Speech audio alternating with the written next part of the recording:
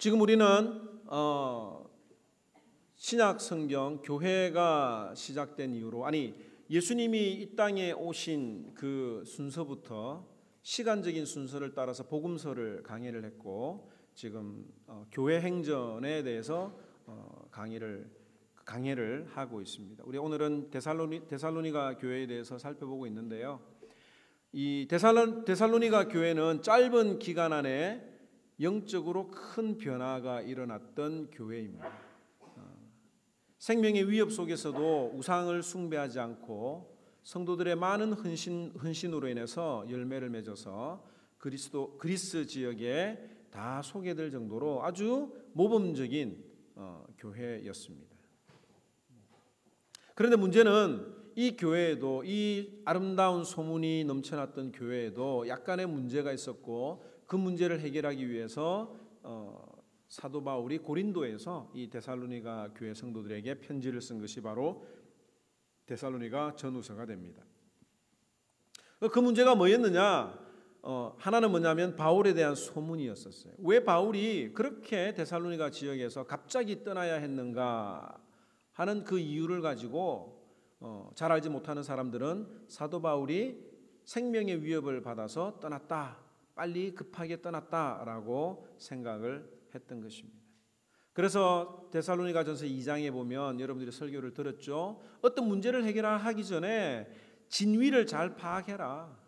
사도 바울이 했던 이야기예요. 내가 너희들을 떠난 이유가 생명의 위협을 받아서 간 것이 아니다. 만약에 내가 생명의 위협을 받아서 간 것이라면 내가 그곳에 갔겠느냐? 다른 지역에서도 내가 목숨을 걸고 복음을 전했는데 그것이 아니다라고 설명을 해줬고, 또 내가 그곳에서 너희를 위해서 어떻게 복음을 전했는지 기억하고 또 감사해라고 하는 그 메시지를 사도 바울이 보냈습니다. 또 다른 하나의 문제는 뭐냐면 우리가 지난번에 살펴보았던 것처럼 종말에 관한 문제예요. 예수님이 곧 오신다고 사도 바울이 증거를 했습니다. 또 예수님도 그렇게 말씀하셨었고요. 그런데 예수님이 오시기도 전에 내 사랑하는 가족들과 사랑하는 교회 성도들이 죽는 것을 보면서 의문이 생겼습니다. 예수님이 금방 오신다고 그랬는데 예수님 오시기 전에 죽은 내 가족, 내 사랑하는 성도들은 어떻게 되는 것인가? 라고 하는 질문과 함께 이 종말의 때는 어떻게 살아야 되는가? 라고 하는 문제를 제기를 했습니다. 그래서 이 사도 바울은 데살로니가 교회에 데살로니가 후서에서도 다시 한 번 더 언급을 해요. 종말을 대비하며 살아가는 삶은 깨어 정신을 차리는 것이다 라고 이야기를 합니다. 너희들이 자꾸 언제 오는지 그 때에 대해서, 그 시기에 대해서 자꾸 알려고 하는데 그건 종말을 살아가는 자들의 바른 자세가 아니다라고 설명을 분명히 해줍니다. 깨어 정신을 차린다라고 하는 말이 뭐냐? 지난 시간에 설명을 했죠. 내가 어둠에 속해 있는지 낮에 속해 있는지 분명히 확인하라는 거예요. 나는 어둠에 속한 사람이 아니라 낮에 속한 사람이라고 하는 것, 주님의 사람이라고 하는 것을 늘 인식하며 살아가는 것이 바로 깨어서 정신을 차린다라고 하는 뜻입니다. 그리고 오늘과 다음 주에 살펴볼 내용은 뭐냐면, 그럼 깨어 정신을 차린다라고 하는 것이 뭐냐? 내가 낮에 속했다라고 하는 것을 내 삶을 통해서 어떻게 확인할 수 있느냐라고 하는 실제적인 문제를 오늘 우리들에게 보여주고 있어요. 깨어 정신을 차리는 것이 나 혼자 주님을 기다리면서 방 구석에 들어가서 또 저 기도원에 가서 산에 가서 이 세상과 단절하고 사는 그런 삶이 아니라, 그 재림을 기다리며 기도하는 삶이 아니라 교회 공동체와 관계가 있다고 하는 것을 오늘 우리들에게 보여줍니다. 11절 말씀에 보면 그러므로 피차 권면하고 서로 덕을 세우기를 너희가 하는 것 같이 하라고 했습니다. 여기 덕을 세우는데 서로라고 이야기를 하고 있어요. 깨어있는 삶을 살아가는 것 중에 하나가 서로 덕을 세우고 권면하는 어떤 그런 삶을 살아가는데 서로라고 이야기를 하는 겁니다. 또 이 5장에 보면, 데살로니가전서 5장에 보면 형제들이라고 하는 단어가 5번 사용됐어요. 12절, 13절, 25절, 26절, 27절에 형제들에게 주는 메시지라고 하는 뜻입니다. 그러므로 깨어서 정신을 차려야 되는 종말을 대하는 사람들의 태도는 개인적일 뿐만 아니라, 개인적인 것에서 멈추는 것이 아니라 교회 공동체를 통해서도 회복이 되어져야 되고 점검되어져야 될 문제라고 하는 것을 우리들에게 보여줍니다. 다음 주에 우리가 살펴볼 항상 기뻐하라, 쉬지 말고 기도하라, 범사에 감사하라, 이게 개인적으로 주는 게 아니에요. 이 다음 주에 살펴보겠지만 이게 교회 공동체, 예배의 회복이 이렇게 되어야 된다고 하는 것을 알려주는 것이 우리가 다음 주에 살펴볼 내용입니다. 그러면 오늘 첫 번째 우리에게 주는 메시지가 뭐냐? 화목하라고 하는 내용이에요. 12절에 13절에 보면 형제들아 우리가 너희에게 구하노니 너희 가운데서 수고하고 주 안에서 너희를 다스리며 권하는 자들을 너희가 알고 그들의 역사로 말미암아 사랑 안에서 가장 귀히 여기며 너희끼리 화목하라고 했습니다. 여기 첫 번째 보면은 너희끼리 화목하라는 이야기인데 여기 너희는 누구를 이야기를 할까요? 여기서 너희는 데살로니가 교회 성도들과 사역자들을 이야기를 합니다. 쉽게 이야기하면 목사와 성도들 간에 화목하라고 하는 내용이에요. 사도행전 19장을 우리가 다음에 살펴보겠지만 사도행전 19장이나 20장 4절에 의하면 이 데살로니가 교회를 맡고 있었던 지도자의 이름들이 나오는데 그 지도자의 이름들은 아리스다고와 세군도라고 하는 사람이었습니다. 특별히 골로새서 4장 10절에서 11절 말씀에 보면 이 아리스다고는 사도 바울이 로마 감옥에 있을 때에 그와 함께 갇혔던 자다라고 설명을 할 만큼 신실한 사역자였습니다. 그런데 왜 목사와 성도가 서로 화목하라고 했을까? 이것이 종말을 대비하는 삶과 어떤 관계가 있을까요? 왜 목사와 화목을 하라고 그랬습니까? 왜 그랬을까요? 여러분들이 목사를 대하는 태도는 하나님의 말씀을 대하는 태도와 꼭 같기 때문입니다. 목사를 존경하고 될 수 있으면 목회 방침에 순종하는 것은 우리 그런 분들이 많이 있잖아요. 그런 분들은 하나님에 대한 여러분들의 마음이 그렇기 때문이에요. 하나님에 대해서, 하나님의 말씀의 권위에 대해서 인정을 하기 때문에 그렇습니다. 그런데 목사에게 적대감이 있고 하는 일에 딴지를 거는 사람들은 목사에게 그렇게 표현할 뿐이지 결국에는 하나님 앞에 그런 마음들이 있다고 하는 거예요. 물론 목사가 실수를 하고 잘못했을 경우에는 빨리 여러분들이 자연스럽게 이야기하면 고쳐질 건 당연히 고쳐지는 겁니다. 그런데 목사가 싫으면 설교가 안 들어오는 거예요. 여러분들 목사하고 불편한 마음이 있으면 제가 전에도 설명했죠. 설교가 안 들어옵니다. 하는 족족 태클을 걸고 하나님의 말씀으로 받아들이지 못하는 거예요. 목사 때문에 갈등이 있어서 교회를 몇 년 동안 쉬고 또 목사 때문에 교회를 옮기는 분들이 얼마나 많이 있습니까? 그런데 오늘 성경은 분명히 말하기를 목사와 성도가 화목하라고 이야기를 하고 있습니다. 그럼 어떻게 화목할 수 있는가? 어떻게 화목할 수 있는가? 첫째는 목사가 어떤 사람인지 아는 것입니다. 아는 것. 아는 거예요. 그 사람이 누군지, 그 사람이 어떤 일을 하는지 아는 것이 화목의 첫 번째 단계입니다. 이 내용은 모든 일에도, 모든 관계에도 다 적용을 시켜볼 수 있는 문제예요. 해결 방법입니다. 지난주 금요일 날 이 팀철치에서 미랄에서 하는 사역에 미랄의 밤에 김창옥 교수가 와서 하는 말이 소통에 관한 이야기를 했는데 그 첫 번째는 뭐냐면 상대방의 기분과 상대방의 마음을 알아주는 거예요. 그 교수님이, 그 강사가 이 40, 60대 아줌마들의 마음을 너무 잘 알아서 이야기하니까 다들 배꼽을 잡고 2시간 동안 그 강연을 들었던 것을 볼 수가 있습니다. 이 상대방을 알아주는 것이 소통의 기본이에요. 남편이 하루 종일 일하는 것을 아내가 알아주고 얼마나 남편이 고생하고 참 직장 상사한테 또 이 손님에게 돈 벌기 위해서 얼마나 열심히 일하는 것을 아내가 알아주고 음식 잘 준비하고 또 말로서 수고 많았다고 표현하면 어떻겠습니까? 얼마나 그 가정이 화목할까요? 그런데 볼 때마다 돈 그러고 막 돈 필요하다 그러고 그러면 남편이 막 진짜 돌아버리는 거예요. 남편을 ATM 머신으로 알고 그러느냐라고 생각을 하죠. 또 아내가 집안일을 하고 자녀를 돌보는 것이 얼마나 힘들고 귀한 일인 줄 알아주면 잔소리가 줄어들게 되어 있습니다. 남편들이 툭 하는 말들이 하루 종일 집에서 뭐하냐? 이것도 안 해놓고 이런 말들 하잖아요. 그러면 전쟁이 시작되는 겁니다. 왜 여자들이 밥을 잘 안 해주는가? 남편이 아내가 하는 그 일을 중요하다고 생각을 하지 않으니까 여자들이 그걸 안 하는 거예요. 여자분들이 밥하고 빨래하는 것이 얼마나 중요하고 자녀들을 돌아보고 이 신경 쓰는 것이 얼마나 중요한 일인데 그걸 몰라주니까 자꾸 인정받는 일을 하고 싶어서 바깥에 나가서 일을 하는 겁니다.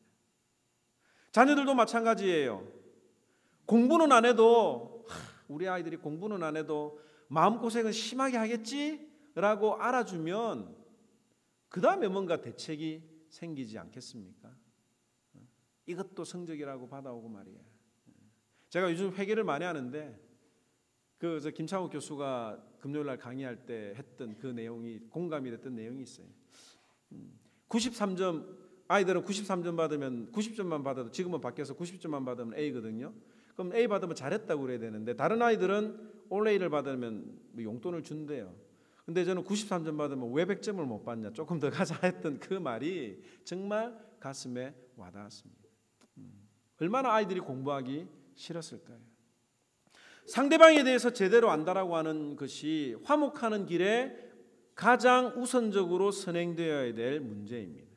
그러면 목사와 화목을 하려고 하면 목사를 알아야 되는데 목사가 어떤 사람인지 어떤 일을 하는 사람인지 여러분들이 먼저 알아야 돼요. 여기 오늘 보니까 2절에 보니까 너희 가운데 수고하고 라고 이야기를 하고 있어요. 목사는 수고하는 사람입니다. 수고한다라고 하는 단어는 피곤하다, 지친다라고 하는 뜻이 있는데 피곤해서 지칠 정도로 수고를 하는 자가 바로 목사입니다. 특별히 목사는 영혼을 돌보는 일에 자신이 피곤하고 지칠 정도로 수고를 하는 자들이다라고 사도 바울이 이야기를 하고 있죠. 또 두 번째는 주 안에서 너희를 다스리는 사람이다라고 이야기를 하고 있습니다. 여기 다스린다라고 하는 단어는 굴복시키다 이런 뜻이 아니에요. 프로이스템이라고 하는 단어는 앞서가다, 먼저가다라고 하는 뜻에서 파생된 단어입니다. 이 단어는 아버지가 자신의 집과 자녀들을 잘 가장으로서 다스리는 것에 대해서도 같이 사용된 단어이지요. 즉 성도들을 자녀처럼 말씀 안에서 보살피고 돕고 바르게 세우는 것이 목회자가 해야 되는 일입니다. 셋째로는 권하는 사람이에요. 권하는 사람. 이것은 나쁜 행위와 그 결과에 대해서 경고하고 심지어 징계한다라고 하는 의미도 있습니다. 하나님의 말씀대로 살지 않으면 목사가 책망하고 경고를 해주는 사람입니다. 그런데 제가 사람들하고 만나보면 사람들이 목사를 기피해요. 왜냐하면 입만 열면 거짓말을 한다고 생각을 합니다. 빛과 소금으로 살라고 가르치면서도 그렇게 살지 못하는 사람들이 또 그렇게 살지 못해서 두드러지게 드러나는 사람들이 목사이기 때문에 그렇습니다. 온갖 부정과 음란한 일에도 목사들이 다 연루가 되고요. 또 연루가 되면 더 크게 소문이 나죠. 특별히 성범죄 비율이 높은 직군 중에 이 성직자가 포함되어 있다고 하는 것을 보면 목사의 목사를 오해하는 것이 당연하다고 느껴지기도 합니다. 또 어떤 분들은 예수 안 믿는 분들은 교회를 세우면 다 잘 되는 줄 알아요. 목사가 됐다 그러면 큰 대형교회처럼 건물 세우고 성도들 많이 모이면 비즈니스 잘 되겠다라고 말을 하는 사람들도 있습니다. 여러분들 중에서도 그렇게 생각을 하시는 분들이 있을지도 모르겠습니다. 목사가 어떤 사람인지, 뭐 하는 사람인지, 실제로 그렇게 수고를 하는지를 경험적으로 안다고 하면 당연히 알 수 있겠죠. 그런데 여러분들이 목사나 목회자들이나 사역자들의 마음을 잘 모를 수가 있습니다. 왜냐하면 말할 수 없는 일들이 많기 때문이에요. 구구절절 어떤 이야기들을 하다 보면 실수를 하게 되고, 또 어떤 사람이나 어떤 상황에 대해서 여러분들에게 설명을 하다 보면 그것이 또 당사자에게 옮겨서 난리가 나기도 하기 때문에 말을 아껴야 되는 경우들이 많이 있습니다. 부모님들이 자녀에게 일일이 여러분들의 수고를 다 말합니까? 야, 오늘은 내가 김밥 해줬다. 어제는 내가 된장찌개 해줬어. 매일마다 여러분들이 이 계산서 적듯이 이렇게 적어두는 사람이 있습니까? 마찬가지예요. 나중에 자녀들이 부모가 되어 봐야 부모의 마음을 이해할 수 있듯이, 여러분들도 목자의 심정이 되어서 다른 사람의 영혼을 돌보기 시작하면 그때서야 목사의 마음을 많이 이해할 수가 있을 것입니다. 한 영혼을 사랑하는 것이 이렇게 힘들고 인내하는 것이 힘든 거구나라고 하는 거죠. 또 하나는 뭐냐면, 목사에 대해서 잘 알 수 없는 이유가 뭐냐면, 다른 것에 비해서 열매가 맺히는 시간이 길어요. 그 열매가 맺히는지 안 맺히는지도 모릅니다.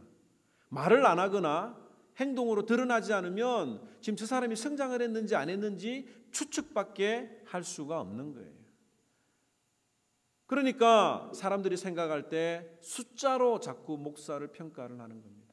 그 교회 사람들이 많이 모이면 저 목사님이 참 하나님 앞에 일을 잘한다라고 생각을 하는데, 실제적으로 하나님 앞에서 인정을 받는 목사는 그 영혼을 상대로 하는 것이기 때문에, 이 영혼 상대하는 것이, 아이들이 영혼이 자라는 것이 잘 드러나지 않기 때문에 목사가 놀고 있다고 여러분들이 생각을 할 수도 있겠습니다. 그런데 여러분들이 이런 목사가 하는 일들에 대해서 알고 또 목사의 실수나 연약함도 감싸줄 수 있다고 하면 이것이 바로 화목한 관계가 될 수가 있다는 거죠. 둘째는 사랑 안에서 가장 귀하게 여기라고 이야기를 했습니다. 13절에 보면 그들의 역사로 말미암아 사랑 안에서 가장 귀히 여기며 너희끼리 화목하라. 과거의 성도들은 목사님들을 굉장히 존경했습니다. 이것저것 다 챙겨주고 정말 목사님에게 뭐라도 가장 좋은 것을 드리기 위해서 섬겼습니다. 그리고 목사님들이 오시면 막 특별 디스카운트 물어보지도 않고 목사님 오셨네요, 10% 제가 디스카운트 해드릴게요, 이렇게 이야기를 했어요. 그런데 자꾸 이것이 반복되다 보니까 목사님들이 습관이 되어버렸습니다. 이 대접을 받는 것이 습관이 되어버렸어요. 식당에 가서 성도들이 대접을 해도 이 목사들이 차 한 잔 살 줄 모르는 탐욕의 대명사가 되어버렸습니다. 제가 아이들하고 봤던 미국 드라마 중에 킴스 컨비니언스라고, 컨비니언스 스토어라고 하는 그 캐나다 무비가 있습니다. 영화가 있습니다. 이 한인들의 어떤 한인이 운영하는 컨비니언스 스토어에서 일어나는 일들이 있는데, 이분들이 이제 캐나다에서 교회를 다니는 분들이죠. 배경은. 그런데 거기에 목사님이 늘 신방을 와요. 그 컨비니언스 스토어 신방 와가지고 뭘 합니까? 좋은 이야기 이렇게 하고 난 다음에 갈 때마다 꼭 껌을 하나씩 이렇게 한 통씩 가져가는 거예요. 그런데 나중에 이 믿음 없는 남편이 화가 나가지고 교회에다 청구서를 갖다가 몇백 불을 그동안에 가져갔던 껌을 다 일일이 기록해놨다가 그걸 보내는 그런 장면이 있습니다. 자, 그걸 보고 얼마나 제가 마음속에 찔렸는지 몰라요. 그래서 제가 여러분들에게도 가끔씩 대접을 하려고 합니다. 혹시 저한테 커피를 한 잔이라도 대접받지 못한 분들은 저한테 이야기를 하시면 제가 꼭 대접하도록 하겠습니다. 목사라는 타이틀만으로 존경받는 시절은 지나가 버렸습니다. 이제는 신자들도 비신자들도 저 사람이 참 목사인지 거짓 목사인지 잘 압니다. 그런데 여러분들이 그 목사를 가장 귀하게 여겨야 되는데 무엇을 보고 가장 귀하게 여겨야 되느냐? 그 사람이 하는 일을 보고 가장 귀하게 여기라고 이야기를 하고 있어요. 그가 하는 일이 뭐냐? 목사가 하는 일이 뭐냐? 이 내용에 대해서 히브리서 13장 17절에 이렇게 기록을 하고 있습니다. 너희를 인도하는 자들에게 순종하고 복종하라. 그들은 너희 영혼을 위하여 경성하기를 자신들이 청산할 자인 것 같이 하느니라. 그들로 하여금 즐거움으로 이것을 하게 하고 근심으로 하게 죄송합니다. 근심으로 하게 하지 말라. 그렇지 않으면 너희에게 유익이 없느니라.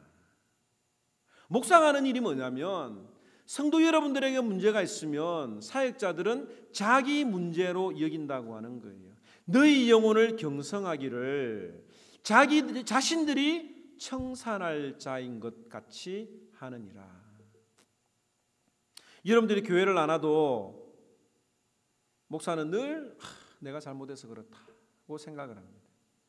여러분들이 시험을 받거나 사업이 망하거나 자녀 문제로 고민을 하거나 다른 어떤 문제로 인간관계로 고민을 하면 내가 잘 못 가르쳐서 그렇지, 내가 기도를 잘 안 해서 그렇지 라고 생각을 합니다. 진심입니다.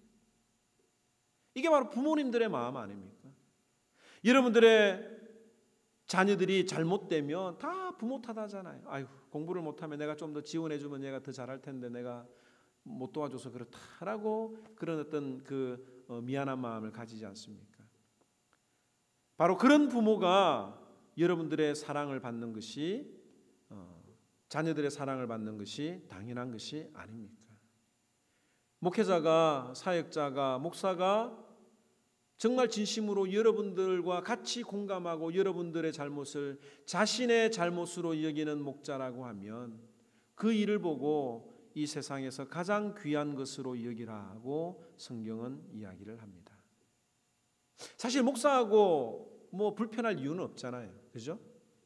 근데 왜 갈등이 일어나느냐 하면 항상 자기 입장만 먼저 생각하기 때문에 그래요.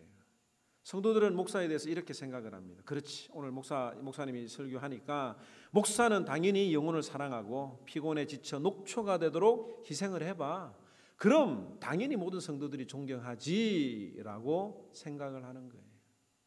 또 목사들은 오늘 본문 잘 만났다. 오늘 이때 내가 하고 싶은 말 다 해야지 라고 마음을 먹고 성도들이 목사를 존중하고 세상에서 가장 귀하게 여기면 내가 힘이 나서 잘할 텐데 목사 알기를 개똥으로 하니까 목사의 권위로 자꾸 밀어붙이려고 하니까 충돌이 일어날 수밖에 없는 거예요. 순서가 틀렸습니다. 순서가 틀렸어요. 성도들은 목사를 존중하고 귀하게 여기는 것만 생각하면 됩니다. 목사에게 요구하지 마시고 여러분들이 해야 할 일을 먼저 생각하시기 바랍니다. 목사도 마찬가지예요. 목사도 내가 과연 하나님 앞에서 그런 목사인가를 먼저 고민하면 아무런 문제가 없습니다. 성도 때문에 서운한 마음을 가지지 않고 내 할 일만 하나님 앞에서 하면 하나님께서 성도들의 마음을 변화시켜서 그렇게 존경받도록 하게 하시는 거예요. 부부간의 갈등도 마찬가지입니다. 아내를 사랑하고 남편에게 복종하라고 이야기를 하고 있는데 늘 다투는 어떤 그런 내용들을 보면 자신의 의무는 생각하지 않고 자신의 권리만 주장하기 때문에 그렇습니다. 남편이 아내를 사랑하면 여자는 복종하게 되어 있죠. 그래서 하는 말이 나 좀 사랑해달라고, 나를 아끼고 사랑하고 존중하면 내가 복종하겠다. 성경의 원리가 아내를 사랑하는데 당신 나 사랑해? 이걸 이야기를 하는 거예요. 남편도 마찬가지입니다. 여자가 남편에게 복종하고 순종하면 사랑스럽지 않을 여자가 어디 있는가? 먼저 말 좀 잘 들어봐. 그러면 내가 사랑해 줄게 라고 서로 주장을 하기 때문에 문제가 생기는 거예요.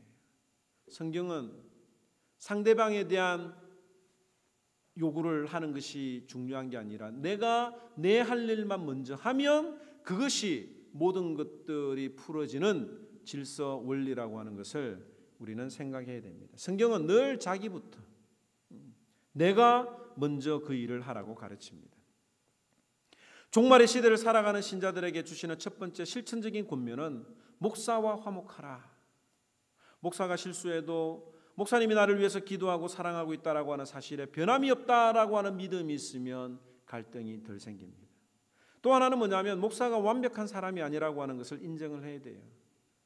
이 말은 주님의 교회가 목사 혼자 세워지는 것이 아니라고 하는 것을 알아야 됩니다. 여러분들이 목사가 해야 되는 일, 기도하는 것과 말씀 전하는 일에 전무할 수 있도록 여러분들이 해야 할 일은 여러분들이 해야 하는 거예요. 둘째로 사역자와 화목하라. 둘째로 우리에게 주시는 말씀은 연약한 성도들에 대한 내용입니다. 14절에서 15절 말씀 다 같이 한번 읽어볼까요? 14절에서 15절 말씀 함께 읽습니다. 시작. 또 형제들아 너희를 권면하노니 게으른 자들을 권계하며 마음이 약한 자들을 격려하고 힘이 없는 자들을 붙들어주며 모든 사람에게 오래 참으라. 삼가 누가 누구에게든지 악으로 악을 갚지 말게 하고 서로 대하든지 모든 사람을 대하든지 항상 선을 따르라.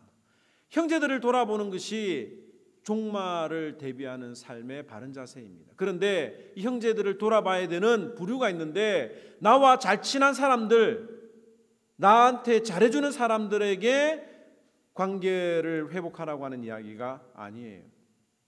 첫째는 게으른 자들입니다.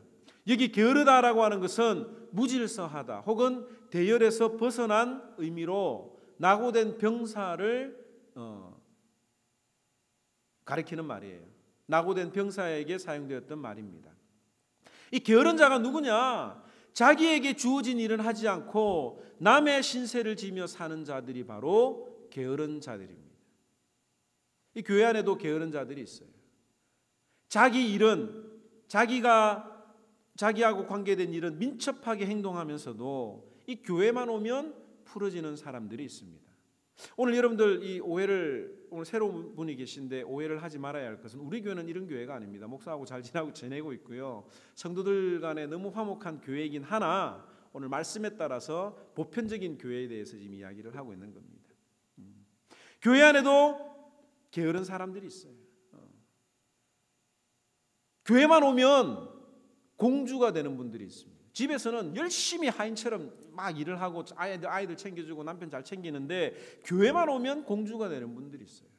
한 번도 주방 봉사도 하지 않고 음식도 안 만들어 옵니다. 뭐 그것만 하면 또 다행이게요. 와가지고 감나라 배나라 맛이 짜다 달다 이런 이야기를 막 하게 됩니다. 이 대부분의 전쟁은 교회 주방에서 일어나고 있어요.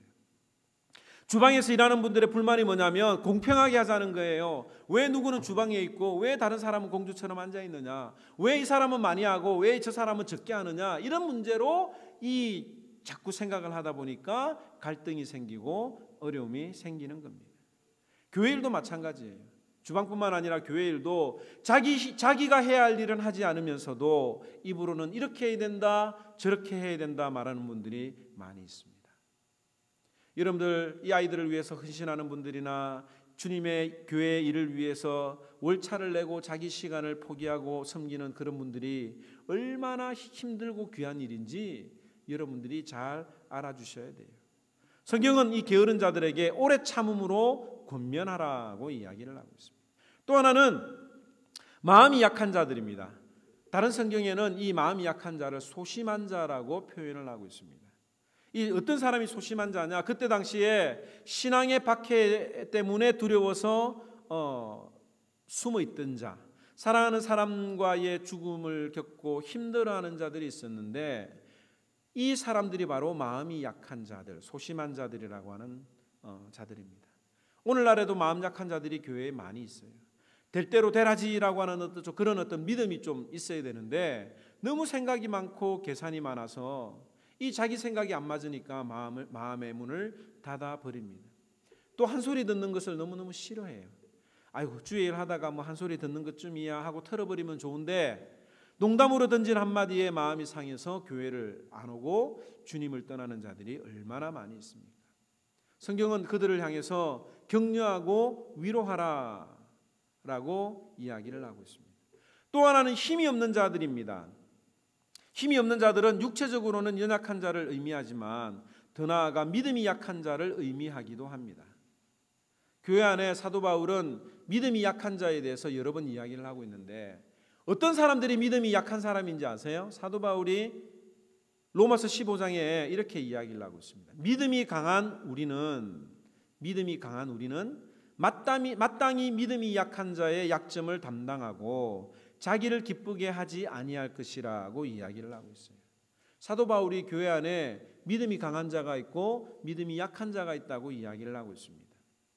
어떤 사람을 향해서 믿음이 약한 자라고 불렀느냐면 그 당시에 이 음식 문제, 우상에게 절했던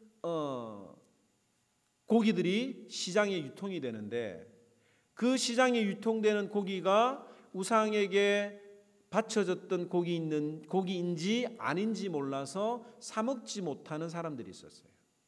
또 그 고기를 사 먹는 것을 보고 정죄하는 사람들이 있었습니다. 그거 우상에게 절한지 알고 먹느냐? 그거 먹다가 우상에게 절한 고기를 먹으면 어떻게 되겠느냐라고 책망하는 사람들이 있었습니다. 또 어떤 사람이 있었느냐면 하나님이 안식일을 정하셨는데 토요일 날 예배를 드려야 된다라고 주장을 하는 사람들이 있었어요. 주일날 사도 바울이 이야기하기를 토요일이나 주일이나 아무 날이나 다 상관이 없다고 이야기를 하고 있습니다. 그러면 누가 믿음이 약한 자들인가? 자신의 전통과 미신의 논리에 매여서 믿음이 흔들리는 사람들, 즉 하나님을 잘 믿는다고 하면서도 과거의 율법적인 요새에 매여서 자유하지 못했던 유대인 신자들을 가리켜서 믿음이 약한 자라고 이야기를 했습니다. 우리가 생각하면 그 사람들이 믿음이 더 좋은 것처럼 보여요. 우상에게 절한 음식을 먹지 말라고 했고 하나님의 말씀대로 안식일에 예배를 드려야 된다고 주장을 하니까 이 사람들이 더 믿음이 좋은 사람이라고 사도 바울이 평가를 해야 되는데 사도 바울은 오히려 그 사람들을 믿음이 약한 자라고 이야기를 했습니다. 이 교회 안에도 과거의 전통과 신앙에 매여서 그 신앙과 전통을 넘어가면 범죄하는 것처럼 믿음이 없는 것처럼 정죄하는 분들이 있는데 이 사도 바울이 오늘 이야기하는 자들이 바로 이런 자들이 믿음이 약한 자들이에요. 이런 자들에게 하나님이 우리에게 하라고 하는 이유가 뭐냐? 오래 참으라고 이야기를 하고 있습니다. 하나님의 말씀을 들어보면 비현실적인 내용이 참으로 많이 있어요. 그런데 복음은 예수님은 참 비효율적인 삶을 사셨습니다. 예수님의 사역은 남는 장사가 아니었었어요. 오늘날의 선교 보고로 따지면 예수님의 선교 사역은 실패한 사역이라고 볼 수도 있습니다. 왜? 3년 동안 그렇게 다니면서 120명밖에 얻지 못했던 거예요. 그런데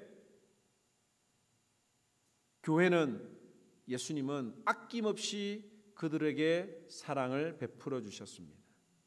사람들이 악해서 교회를 이용하고 신자들을 이용하려고 하는 사람들이 있는 거 우리가 다 알죠? 다 압니다. 왜 모르겠습니까? 아이들만 맡겨놓고 교회도 안 나오면서 자기들끼리 놀러 다니는 것들도 다 알아요. 그런데 우리는 다르게 생각을 해야 합니다. 우리는 우리에게 맡겨진 그 아이만 생각을 하고 복음을 전하면 되는 거예요. 저 사람이 저렇게 한다고 해서 저 사람의 계산대로 우리도 그대로 갚아준다고 하는 것은 성경적인 원리가 아니라고 분명히 이야기를 하고 있죠. 15절에 삼가 누가 누구에게든지 악으로 악을 갚지 말게 하고 서로 대하든지 모든 사람을 대하든지 항상 선을 따르라고 이야기를 하고 있습니다. 상대방이 우리를 이용한다고 생각할 때에 계산적으로 갚지 마시기 바랍니다. 왜냐? 예수님께서는 오른뺨을 맞으면 왼뺨도 돌려대라고 하셨고 겉옷을 요청하면 속옷도 벗어주라고 하셨는데 이것이 바로 항상 선을 따르는 겁니다. 로마서 12장 17절에서 21절 말씀에도 이렇게 기록되어 있습니다. 아무에게도 악을 악으로 갚지 말고 모든 사람 앞에서 선한 일을 도모하라. 할 수 있거든 너희로서는 모든 사람과 더불어 화목하라. 내 사랑하는 자들아 너희가 친히 원수를 갚지 말고 하나님의 진노하심에 맡기라. 기록되었으되 원수 갚는 것이 내게 있으니 내가 갚으리라. 주님이 오래 참으라고 하시니까 우리는 오래 참아야 합니다. 주님이 나를 위해서 참아주셨기 때문에 참아야 하는 거예요. 오래 참는다는 이 말은 참을 수 없는 것을 참는 게 참는 겁니다. 사랑은 사랑할 수 없는 것을 사랑하는 게 진정한 사랑이에요. 베드로후서 3장 15절에 기록하기를 또 우리 주의 오래 참으심이 구원인 줄로 여기라. 예수님이 우리를 구원하시기까지 오래 참은 것처럼 우리에게 명령하시는 것이 오래 참으라고 하는 겁니다. 사랑하는 성도 여러분, 우리가 오랫동안 복음을 전해도 복음이 들어갈 조금의 틈도 안 보이는 분들이 있습니까? 실망하지 마시기 바랍니다. 나보다 하나님이 그를 더 사랑하시고 지금까지 인내하고 계시다라고 하는 사실을 여러분들이 믿기만 하면 됩니다. 여러분들이 설명을 하고 믿음으로 잘 양육하려고 해도 잘하지 않는 분들이 있습니까? 낙심하지 마시기 바랍니다. 이 정도 잘하면 이 정도는 하겠지라고 하는 그 기대를 하고 접근을 하다가 대체적으로 다 실망을 하게 되는 겁니다. 또 하나는 뭐냐면 그렇게 믿음으로 잘 자라지 못하는 분들을 볼 때마다 나 자신을 보고 인내해 주시기 바랍니다. 아휴, 나도 10년, 20년, 30년 신앙생활에도 아직 안 바뀌는 부분이 있는데 라고 생각을 하시면 되는 거예요. 말씀을 마칠까 합니다. 사도 바울이 종말을 대비하는 삶에 대해서 설명을 했습니다. 그 종말의 삶을 대비한다는 것이 추상적이지가 않습니다. 좋은 관계들을 맺고 화목하게 지내는 것이 종말을 대비하는 삶이라고 했습니다. 비단 목사와 사랑하는 성도들, 연약한 성도들과의 그런 관계뿐이겠습니까? 여러분들의 가정과 부부관계와 자녀관계도 마찬가지예요. 다만 이런 것들은 비신자들도 건강한 가정을 꾸리기 위해서 노력을 하기 때문에 당연한 것으로 우리가 생각을 하게 되는 거죠. 그러나 주님은 교회 공동체를 주셨습니다. 주님은 우리의 머리요, 우리는 한 지체인데 그 지체들이 연합함이 얼마나 힘든지 모릅니다. 갈수록 개인주의가 팽배해지는 이 시대에 이 말씀을 따라 모든 사람과 화목하고 특별히 목사와 화목하고 연약한 성도들을 위해서 오랫동안 참고 인내하는 저와 여러분들이 되기를 주님의 이름으로 축원합니다. 다 같이 한번 기도하도록 하겠습니다. 참 좋으신 하나님, 은혜와 사랑을 진심으로 감사합니다. 오늘은 우리가 실천적인 부분에 대해서 들었습니다. 하나님, 이런 하나님의 말씀을 무시하고 내 마음대로 내 편한 대로 다른 사람 눈치 보지 않고 살아갈 수도 있지만 하나님의 사람이라고 하면 종말을 대비하며 살아가는 사람이라고 하면 이 하나님의 말씀을 절대로 소홀하게 생각할 수가 없을 것입니다. 이 말씀을 통해서 내가 다른 사람들과 화목하지 못한 부분들이 있는지 돌아볼 수 있도록 주님 인도해 주시고 또 하나님 연약한 성도들을 위해서 또 참고 기다리고 인내하는 우리 모든 성도들이 되게 하셔서 하나님의 놀라운 역사가 이 하모니 교회를 통해서 드러나며 주님 오실 때까지 주님이 요구하시는 놀라운 종말을 대비하는 삶을 잘 살아가는 우리 모든 성도들이 될 수 있도록 주님 축복해 주시옵소서. 우리에게 귀한 시간을 하게 해주심을 진심으로 감사를 드리며 이 모든 말씀 예수님 이름으로 기도드립니다. 아멘. 우리 시간에 다 같이 일어나서 찬양 부르고 이런 교회 되게 하여 주시옵소서. 이런 내가 되게 하여 주시옵소서 고백하도록 하겠습니다.